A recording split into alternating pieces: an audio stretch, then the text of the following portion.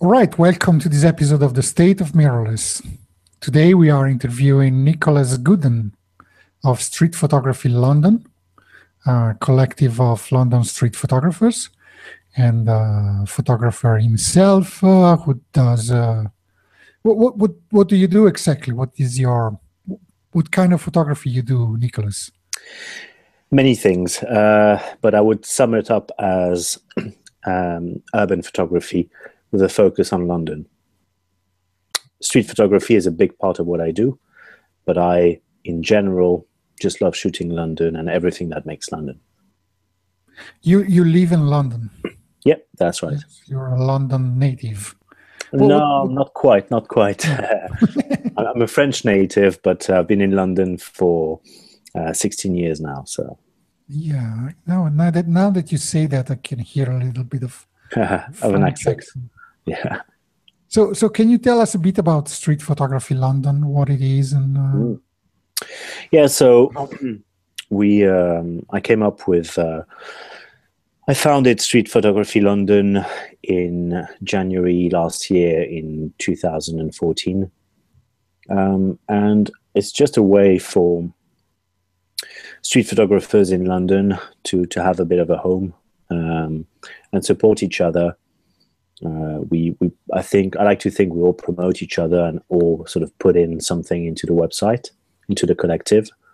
And on the side of that, on the side of our galleries and our work being shown on the website, the blog is a way for us to feature other street photographers, not just Londoners, but throughout the world. So from the famous ones to less famous ones that are promising, and we just like to give people exposure and just share the word about street photography.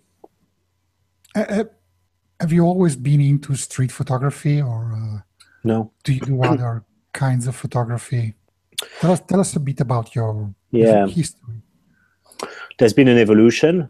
I like to always think of photography as a journey. So I'm still not sure where I'm traveling to, and street photography is like a stopover,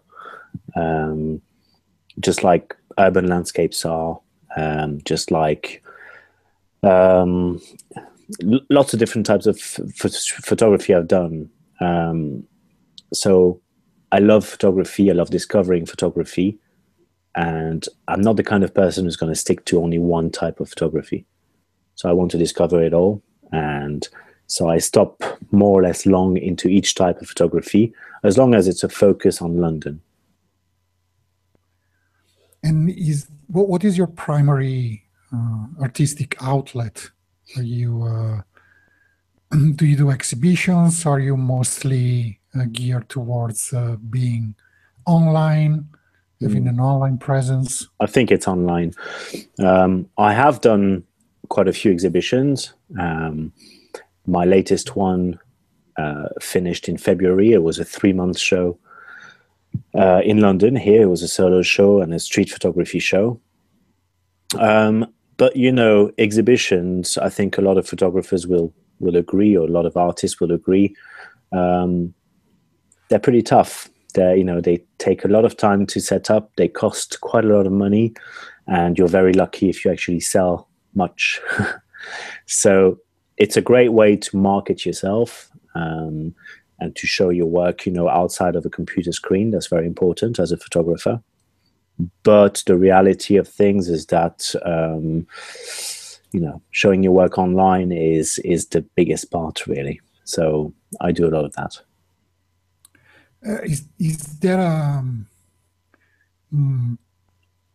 Is there a commercial side to your activity online, your street photography, or is it just the passion?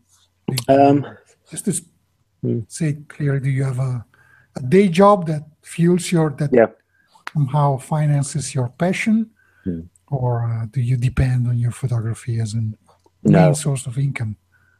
I've kept my job. I've got a full-time job.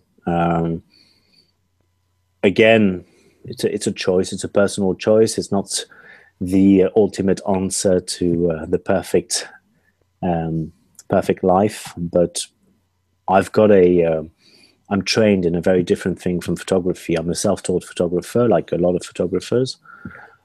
But I've got a background in hospitality, so I've worked in luxury hotels in London for quite a long time, and I work in sales and marketing, so I'm a head of sales and marketing in a hospitality company, which helps me a lot actually with my photography. The fact that I know or work on a daily basis selling and marketing a product is very useful as a photographer. But the good thing is with the photography, I don't do it for money, but I think any photographer that does something he's passionate about, anyone who does anything they're passionate about, well, naturally, you should become good at it. And if you become good enough at it, then people will contact you for jobs.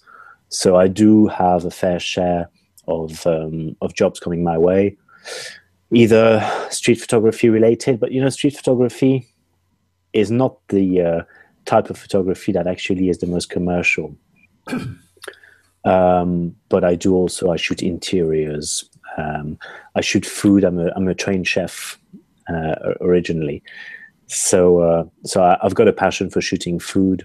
You've got to do what you've got to do to, if you've got an opportunity coming your way to make a bit of money, I think there's no shame in doing it and learning a new skill at the same time. Absolutely. This Street Photography London collective, how many people are involved in it at the moment? If my math is correct, it's 8 of us at the moment, I think. It's changed a little bit throughout the last year. We've gained and lost some people. But I think at the moment it's 8 of us. And yeah, it's just a good bunch of people. It's not just people that are talented, but it's also people that I feel have a lot to offer as people. And if, in case somebody wanted to approach you, to be involved in your activities somehow, do you have any, what can you suggest? Well, we get a lot of submissions, and we try not to be, we reply to everyone, first of all, because I've had experience in the past of contacting photographers in general or people in general and not getting replies. And I think it's very surprising, especially when you come and speak to someone with praise about their work and you hear nothing back. So I've tried to not be like that. So anyone who contacts us will get a reply, and we don't review portfolios, but as in give a detailed review. But we'll definitely consider anyone who gives us their work to feature either in interviews or to be part of the collective. Our approach is that it needs to be work that, in order to take on a new member, we want the whole collective to review it and the whole collective to kind of agree. Makes it tough, but it's the only way that, you can really truly find something exceptional is by making sure everyone thinks it's exceptional. So you said you shoot food, interiors, and of course street. Mm-hmm. Can you tell us a bit about your choices of equipment? Yeah. If you, I think you shoot Fuji cameras nowadays.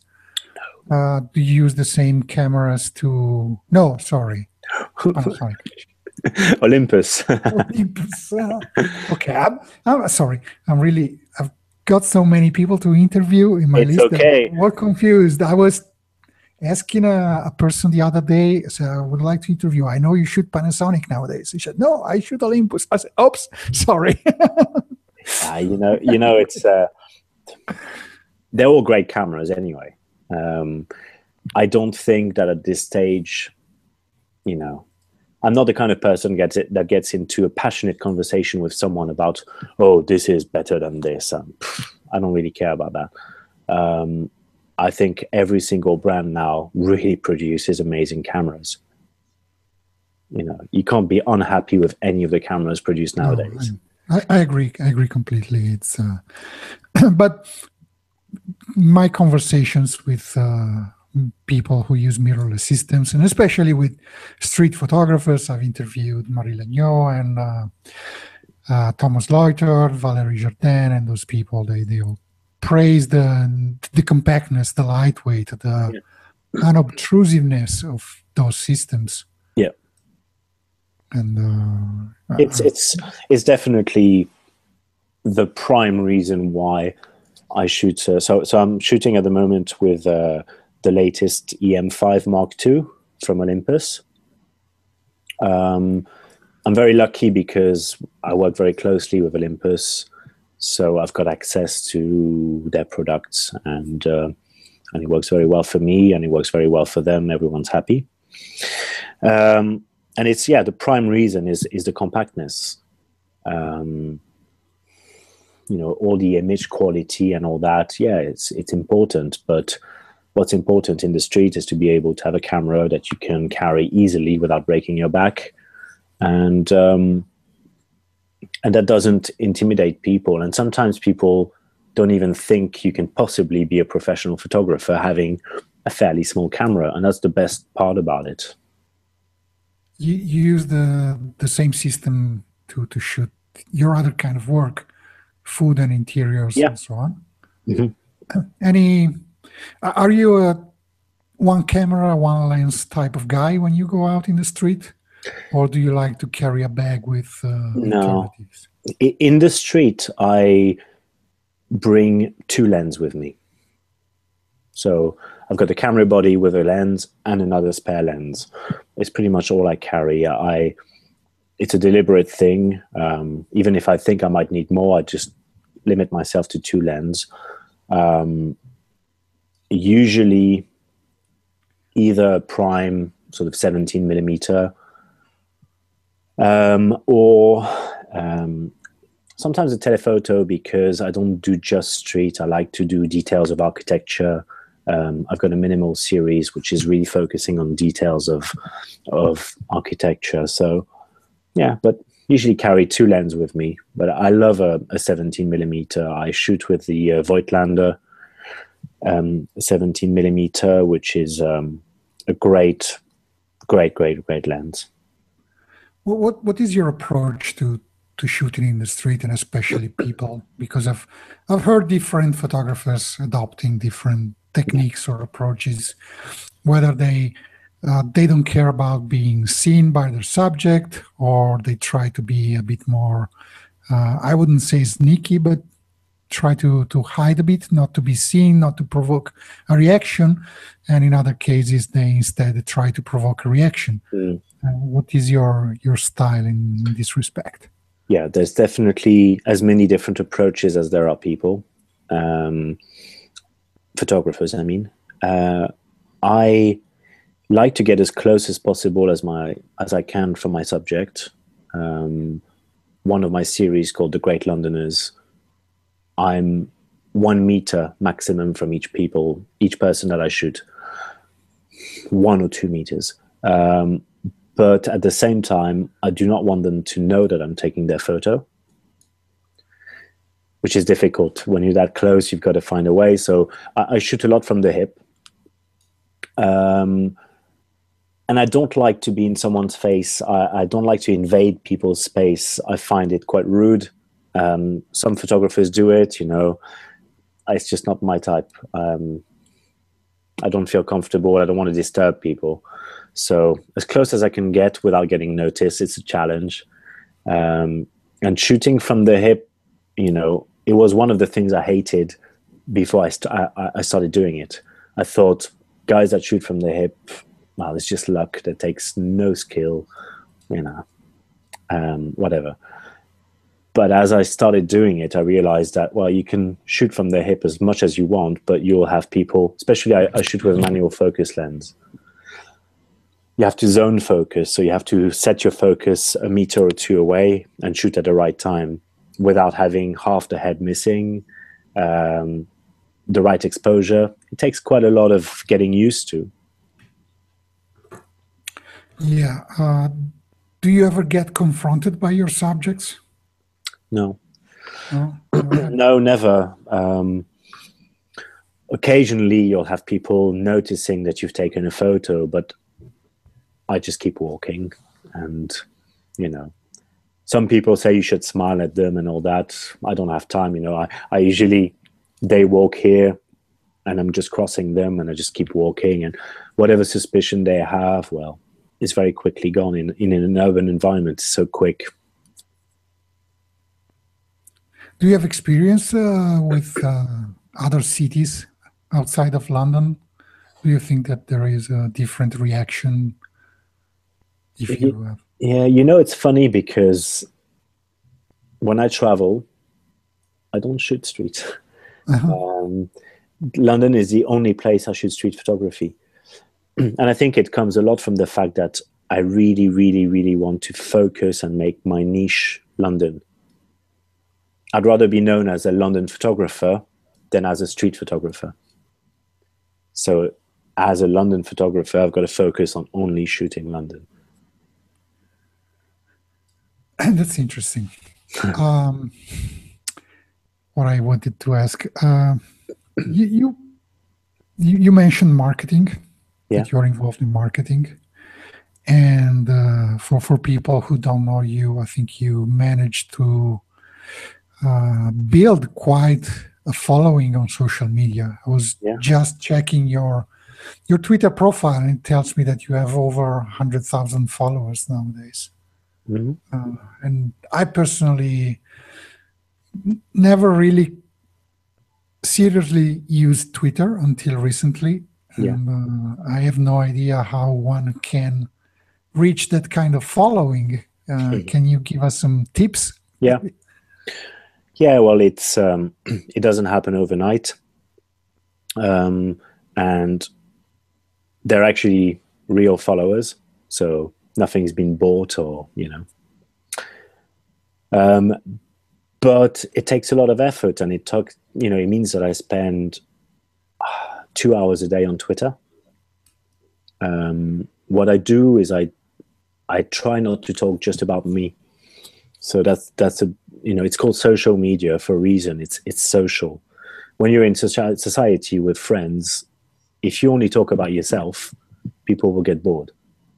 So I try to apply that into social media and make sure that 90% of the time I talk about other people.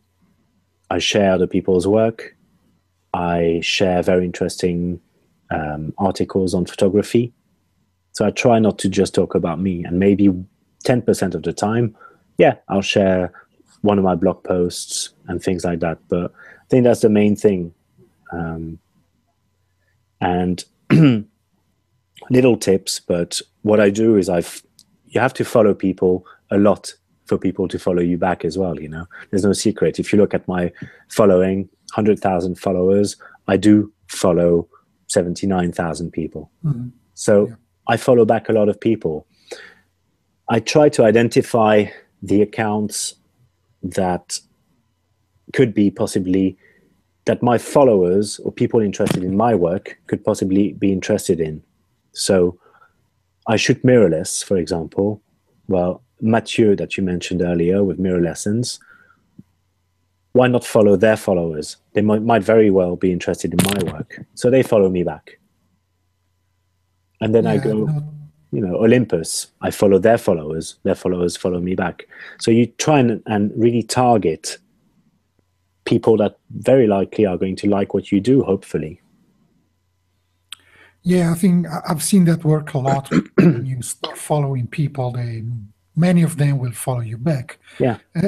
But then when you're starting, you hit like a limit because Twitter doesn't let you follow more than 2,000 more than, unless you have more followers than you are following, then you can follow more. So I'm seeing very slow growth in this respect. It's very slow, but then as time goes by, you'll start having more followers than people you follow, and that limit of 2,000 stretches a lot further. It's but it's worked, and really Twitter brings me a lot of opportunities. It's crazy the amount of opportunities it brings me. I've had free exhibitions. I've managed to sponsor my exhibitions. I've managed to engage with Olympus and become an ambassador for Olympus through Twitter. Get lots of my work published in big publications or things like the Photographer, etc. So, for me it works, and I think a lot of people should pay a lot more attention to it. Photographers, it's just a magnificent tool. Yeah, it's so it's a lot of work for you, but it's paying off. Yeah, it's not, nothing comes easily. There's a lot of work, but it's, calling work tweeting and all that. I'd rather do that every day than going to work every day. I'm sure, but it's it can be. It's not easy. I mean, people should not think that it's you buy followers, or if you buy followers, there's no point in doing that. If you buy followers, you realize that the followers you buy are probably all fake accounts coming from Egypt, or it does you no good. You want to have followers that engage with you, that like what you do, they share it with their own followers, etc. And that only happens with having real engaged followers. Just curious, have you tried Periscope? Nope. What is it? Ah, you're so into it. There's so many things I don't know, Periscope is a new app. It was created by a company that Twitter purchased. Okay. So they purchased the app. At the moment, it's only an iOS app, which lets you basically broadcast live with your phone, with your iPhone or iPad. Okay. And it's tied to Twitter, since Twitter bought it. When you start broadcasting, you can announce your live broadcast to your Twitter followers. So naturally, you will have many people watching you. Interesting. Okay. And I started using it. Did a couple of broadcasts, a couple of periscopes from this weekend, and it's fun. It might have potential if you do, for instance, if you do a photo walk, or if you do a photo shoot somewhere and you want somehow to document it, to have your followers see what you're doing. You're walking down the streets of London, Soho, or wherever, and you want to show people how life is moving on the street or something like that. I don't know, maybe it's a fad. It will fade quickly, but it sounds interesting. I wish I had the time to explore every single great invention there is, because there are so many ways to market your work. But you need a whole team to manage this, especially with a full-time job. I mean, I'm reaching just as much as I can handle, but I'll have a look at it, because it could be quite interesting to show people a little bit. Maybe my workflow, etc., things like that. Yeah, if you do, let me know. I will follow you. It's one of those things where you might see how it works at the beginning, because the early adopters might be the ones that will have more followers, just because they started earlier and they get to know each other. So. Exactly. You never know if something's going to pick up. So am I going to miss out if I don't get on it? But then if I get on it and it doesn't pick up, is it just another one I'm adding to the long list of things I'm trying to manage? I always think with social media or anything online, it's better to take only a handful that you can manage than to take too many that you just don't manage, and just basically publicly say to everyone, I take too much, So let's get back to photography and to social media. Did you always shoot with Olympus and mirrorless cameras, or did you migrate from a different system? What's your background history? I've been shooting with Micro Four Thirds since 2011. 2011. From 2008 to 2011, I was shooting Canon, big DSLR, and one day I came back from Thailand holidays, and I went to the duty free, and I saw this beautiful Micro Four Third camera, and I thought, oh, this is pretty, this is nice, this is a lot smaller, let's get on it. And I've never looked back really since. Is there anything that you miss from your DSLR days? Yeah, there are a few things. I think these are things we'll see improve in time. The low light capacity of Micro Four Thirds is still something that can that DSLRs do a bit better. You know, the ISO noise level, but there's not much otherwise. No. Mm-hmm. And in terms of workflow, what is? Do you do a lot of post processing? Do you shoot JPEG RAW? I've seen people that just set the camera to JPEG black and white. And just, well, you know, is here. That's exactly it. I never shoot RAW, and well, you know, maybe a big shame on me not to shoot RAW. Everybody's like, ooh, you know, but I don't care. I mean, I'm very happy with JPEGs. I've exhibited prints that were 3 feet wide, you know, 1 meter wide, and they turned out looking excellent. So why would I bother with huge files? I guess the advantage of RAW is if you do a lot of post-processing. But I don't, in street photography nowadays, I just don't do any.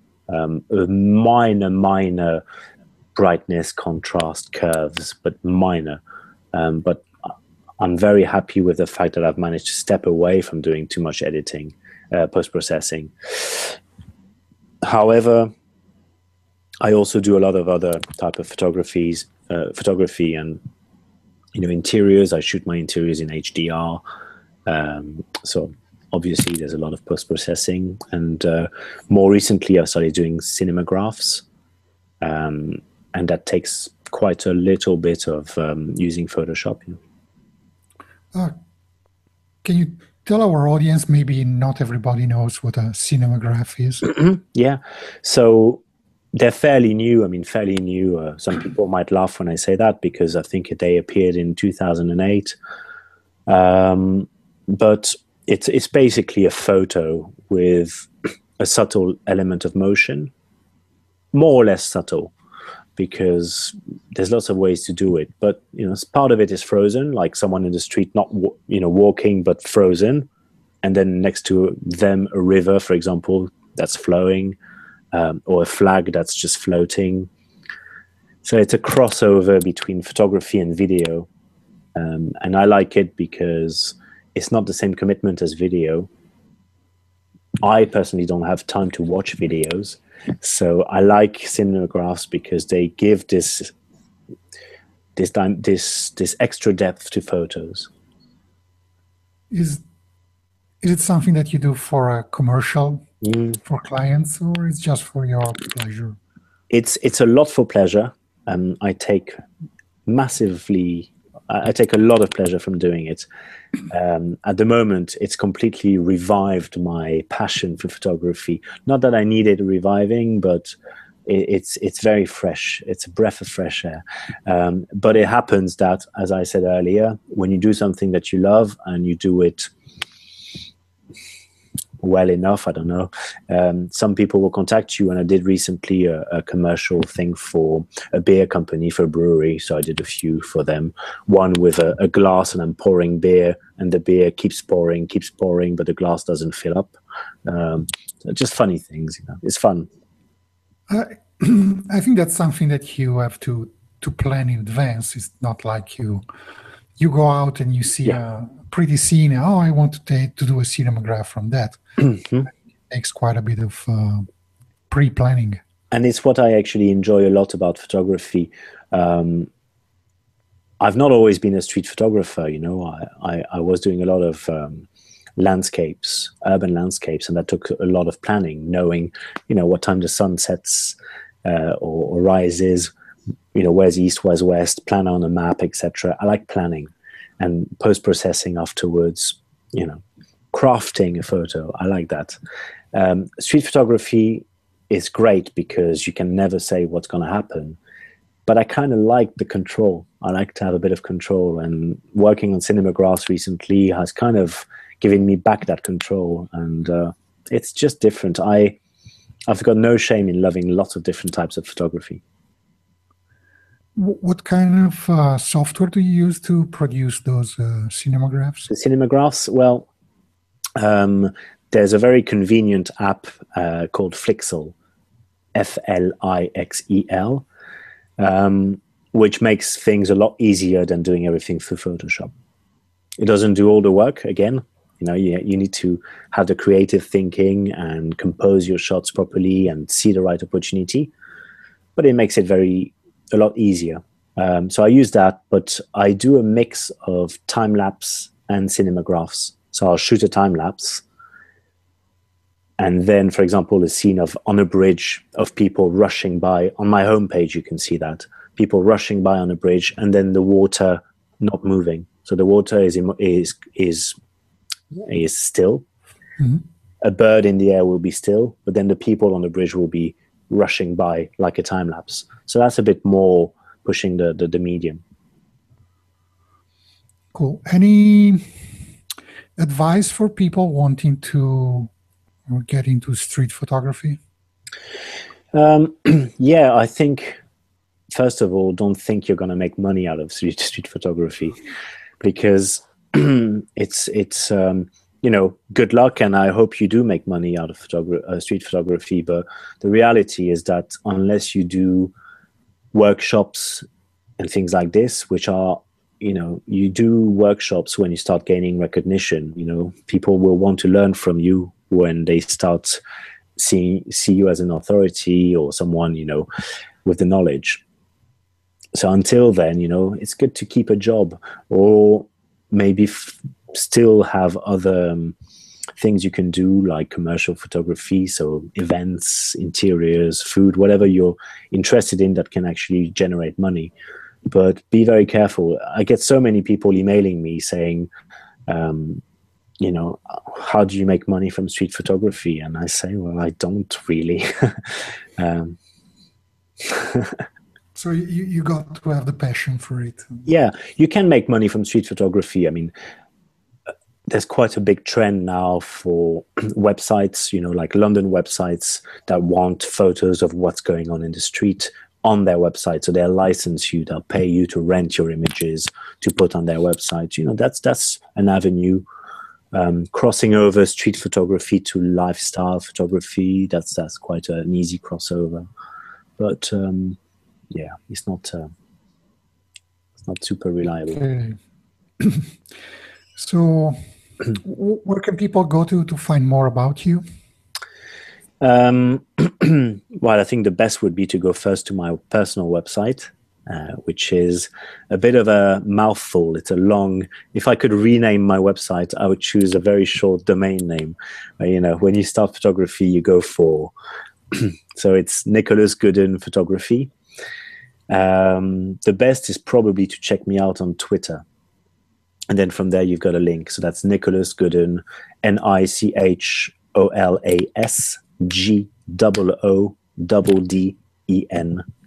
So yeah. We'll make sure to put links on but that's my advice to anyone doing a website. Don't pick up a website that's this long, because mine is like this and it's stupid. Yeah. And at least nowadays you can get a .photo domain, or what's that, .photography or .photo.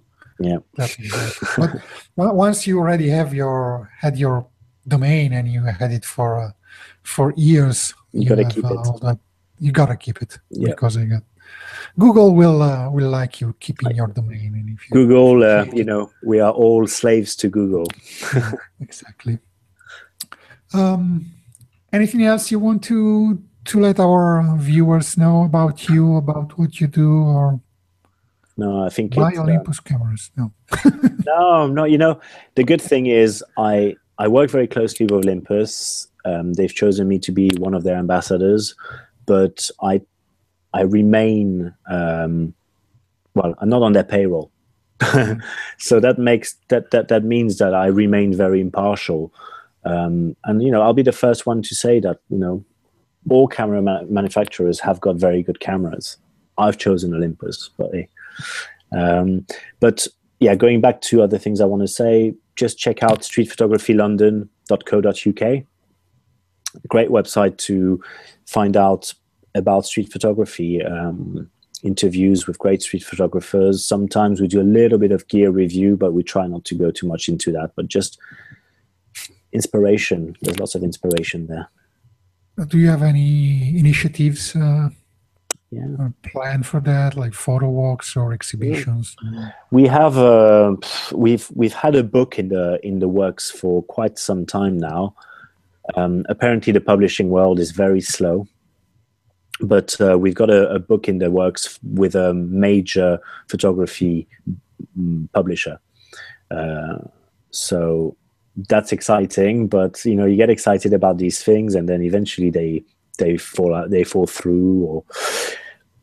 But stay positive is going to happen, and otherwise exhibitions. Yeah, I'm pretty sure this year, at the end of the year, we should have an exhibition for Street Photography London. On my side, I've just finished an exhibition in February. I like to keep those not too often, so maybe a couple of years before I have another one, maybe abroad, hopefully New York, if anyone in New York wants to show my work. Okay, so I would like to thank you for being our guest today. Well, thank you very much. It was a pleasure.